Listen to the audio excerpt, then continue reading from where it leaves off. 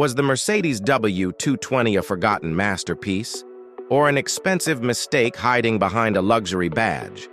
This was the S-Class that came after the iconic W140, lighter, sleeker, and packed with futuristic technology. Yet despite its innovation, the W220 also became one of the most controversial S-Class models ever built. In this video, we'll dive deep into the story of the W220, its bold innovations, its fatal flaws, and why it still sparks heated debate among car enthusiasts and luxury buyers alike. By the end, you'll have your answer to the question, did Mercedes build a legend or a lesson? A new chapter begins, 1998 to 2005.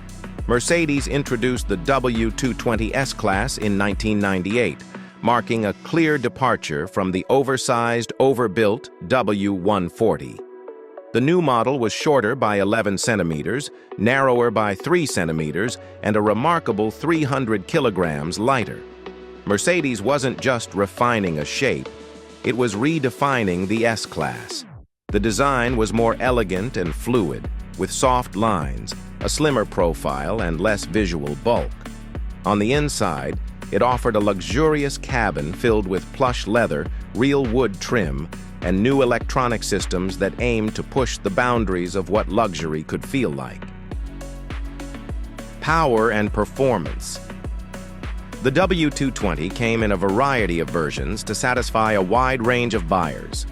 Starting from the modest S280 with a 2.8-liter V6 producing 204 horsepower, the lineup stepped up through models like the S320 and S350, which delivered more torque and refinement. Then came the S430 and S500 with V8 engines delivering up to 306 horsepower. But the true headline models were the S600, with a twin-turbo V12 engine producing 500 horsepower and a jaw-dropping 800 Newton-meters of torque, and the AMG versions.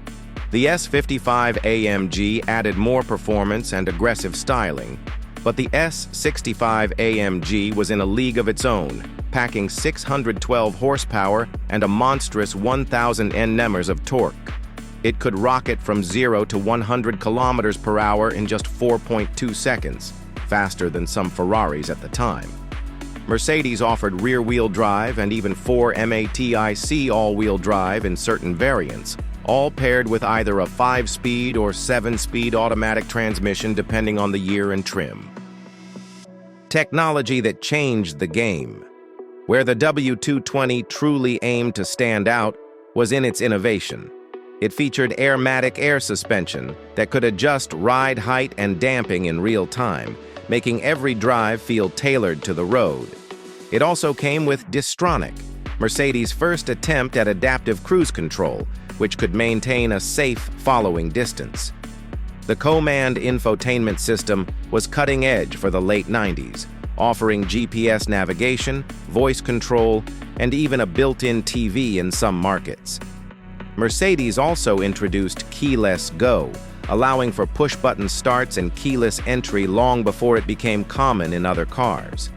Inside, buyers could enjoy heated and ventilated seats, active bolstering, and even massaging functions. Some variants even came with a rear refrigerator and power sunshades. When innovation goes wrong. But the same features that made the W220 feel like a masterpiece also became its Achilles heel. Reliability soon became a major concern. The AIRMATIC suspension, while smooth and adaptive, was prone to failure, often leaving cars sagging or stuck in limp mode. Electronic control modules, sensors, and wiring harnesses frequently failed, leading to costly diagnostics and repairs. Even worse, rust became a well-known issue, with many W22s suffering from corrosion on the fenders, doors, and trunk, something unthinkable for a six-figure Mercedes. The once celebrated command system became notorious for freezing, glitching, or simply dying. And the lightweight materials used to make the car feel modern also made it feel less substantial, especially compared to the bulletproof W140. The result: many W220 owners faced repair bills that spiraled out of control. A high price tag then and now.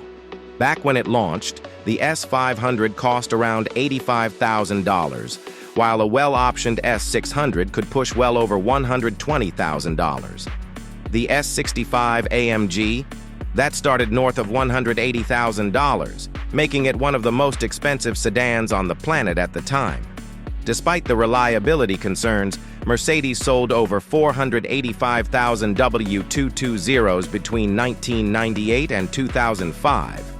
It was a commercial success, but one that came with long-term consequences. The wave of complaints and quality issues during this period forced Mercedes to overhaul its quality control practices in future models. Reputation and legacy. So, how should we remember the W220 today? As a forgotten masterpiece? It certainly deserves praise for its design evolution, comfort, and technological vision. It introduced features that are now standard in most luxury vehicles and redefined what a modern flagship sedan could be. The performance from the AMG variants, especially the S65, remains jaw-dropping even today. But it's also fair to say that the W220 was an expensive mistake for many owners. It lacked the overbuilt indestructibility of the W140 and ushered in an era of electronics-heavy vehicles that many independent mechanics struggled to service. For some, the ownership experience was more frustration than luxury. Is it worth it today? These days, you can find a used W220 for as little as $5,000 to $10,000. That sounds like a bargain, especially for a car that once cost six figures. But the low price is deceptive. A single suspension or electronics failure can cost thousands to repair. For enthusiasts who understand the car's complexity and have access to reliable service, or are skilled enough to do the work themselves, the W220 can still be a rewarding and luxurious ride. But it's not for the faint of heart.